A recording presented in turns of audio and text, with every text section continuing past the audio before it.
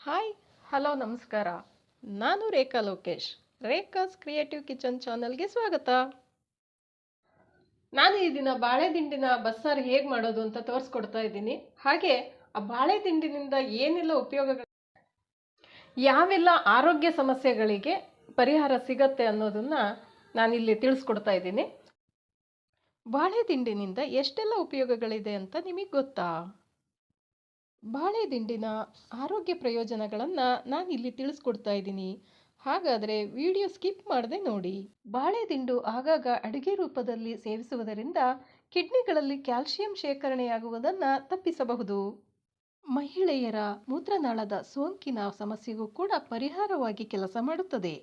ಮಲಬದ್ಧತೆ ಮತ್ತು ಹುಣ್ಣುಗಳನ್ನು ತಡೆಗಟ್ಟುವಲ್ಲಿ ಪ್ರಯೋಜನಕಾರಿಯಾಗಿದೆ. ಮೊದಲನೆಯದಾಗಿ ಸಣ್ಣ ಸಣ್ಣ ಪೀಸ್ಗಳಾಗಿ ಮಾಡಿಕೊಂಡು ಅದರಲ್ಲಿರುವಂಥ ದಾರದ ಅಂಶವನ್ನು ತೆಗೆದು ಈ ರೀತಿಯಾಗಿ ಸಣ್ಣದಾಗಿ ಕಟ್ ಮಾಡಿಕೊಳ್ಬೇಕು. ಒಂದು ಪಾತ್ರೆಯಲ್ಲಿ ನೀರಿನ ಜೊತೆ ಬೆರೆಸಿರಬೇಕು. ನಾನು 1 ಕಪ್ ಹುರುಳಿಕಾಳನ್ನು ತಗೊಂಡಿದ್ದೀನಿ. ನೀವು ಹುರುಳಿಕಾಳು ಬದಲಾಗಿ ಬೇರೆ ಯಾವುದೇ ಕಾಳನ್ನು ನೀವು ಆಯ್ಕೆ ಮಾಡ್ಕೋಬಹುದು. ನಮಗೆ ಎಷ್ಟು ಸಾಂಬಾರು ಬೇಕು ಅನ್ನೋ ಆಧಾರದ ಮೇಲೆ ನೀರನ್ನು ಕಾಯಲು ಇಡಬೇಕು. ಹುರುಳಿಕಾಳು ಅರ್ಧ ಬೆಂದ್ಬಿಡಬೇಕು ಸಪ್ರೇಟಾಗಿ. ಇನ್ನರ್ಧ ಬಾಳೆ ದಿಂಡಿನ ಜೊತೆ ಬೇಯುತ್ತೆ.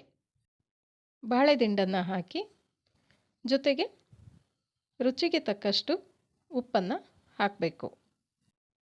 ಒಂದು 20 ನಿಮಿಷ ಚೆನ್ನಾಗಿ ಬೇಯಿಸಬೇಕು. ನಂತರ ಸಾಂಬಾರಿಗೆ ಮಸಾಲೆಯನ್ನು ರೆಡಿ ಮಾಡ್ಕೊಳ್ಳೋಣ.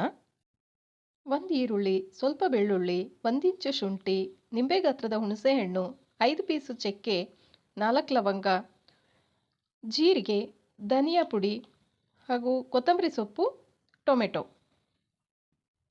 ಹುಣಸೆಹಣ್ಣು, ಕೊತ್ತಂಬರಿ ಸೊಪ್ಪನ್ನು ಬಿಟ್ಟು ಉಳಿದೆಲ್ಲವನ್ನು ಸ್ವಲ್ಪ ಎಣ್ಣೆ ಹಾಕಿ ಚೆನ್ನಾಗಿ ಹುರಿದುಕೊಳ್ಳಬೇಕು. ಜೊತೆಗೆ ತೆಂಗಿನಕಾಯಿ ತುರಿಯನ್ನು ಕೂಡ ಸೇರಿಸಿಕೊಳ್ಳಬೇಕು. ಮಿಕ್ಸಿ ಜಾರ್ಗೆ ಎಲ್ಲವನ್ನು ಹಾಕಿಕೊಂಡು ಅರ್ಧ ಚಮಚ ಅಚ್ಚ ಖಾರದ ಪುಡಿಯನ್ನು ಹಾಕಬೇಕು. ರುಬ್ಬಿಕೊಂಡು ಪಕ್ಕಕ್ಕಿಡಿ. ಅಷ್ಟರಲ್ಲಿ ಬಾಳೆ ದಿಂಡು, ಹುರುಳಿಕಾಳು ಎರಡೂ ಕೂಡ ಚೆನ್ನಾಗಿ ಬೆಂದಿದೆ. ಹುರುಳಿಕಾಳು ಮೆತ್ತಗೆ ಬೆಂದಿದೆಯಾ ಅಂತ ಹೇಳಿ ನೋಡಿದರೆ ಆಯಿತು. ಇದರಿಂದ ನೀರು ಮತ್ತು ಕಾಳನ್ನು ಬೇರ್ಪಡಿಸಿ ಬಸಿದಿಟ್ಟುಕೊಳ್ಬೇಕು.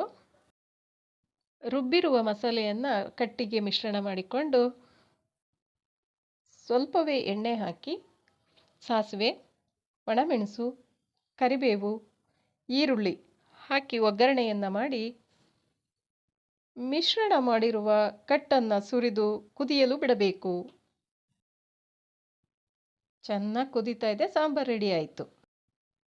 ಬಸಿದಿಟ್ಟಿರುವ ಕಾಳನ್ನು ಒಗ್ಗರಣೆ ಮಾಡಲು ಕರಿಬೇವಿನ ಸೊಪ್ಪು, ಒಣಮೆಣಸಿನಕಾಯಿ, ಈರುಳ್ಳಿ ಮತ್ತು ತೆಂಗಿನಕಾಯಿ ತುರಿಯನ್ನು ರೆಡಿ ಮಾಡಿಟ್ಕೊಳ್ಬೇಕು. ಸ್ವಲ್ಪ ಎಣ್ಣೆ ಹಾಕಿ ಒಣಮೆಣಸಿನಕಾಯಿ, ಈರುಳ್ಳಿ, ಕರಿಬೇವಿನ ಸೊಪ್ಪು ಮತ್ತು ಕಾಯಿ ತುರಿಯನ್ನು ಹಾಕಿ ಚೆನ್ನಾಗಿ ಬಾಡಿಸಿಕೊಳ್ಳಬೇಕು. ಬಸಿದಿರುವ ಕಾಳನ್ನು ಇದಕ್ಕೆ ಮಿಶ್ರಣ ಮಾಡಿ ಇದಕ್ಕೆ ಅಚ್ಚ ಖಾರದ ಪುಡಿಯನ್ನು ಸ್ವಲ್ಪ ಸೇರಿಸಿಕೊಳ್ಬೇಕು. ಅವಶ್ಯಕತೆ ಇದ್ದಲ್ಲಿ ಸ್ವಲ್ಪ ಉಪ್ಪನ್ನು ಸೇರಿಸಿಕೊಳ್ಳಬಹುದು.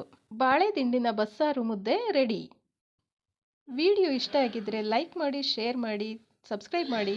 ನಮಸ್ಕಾರ.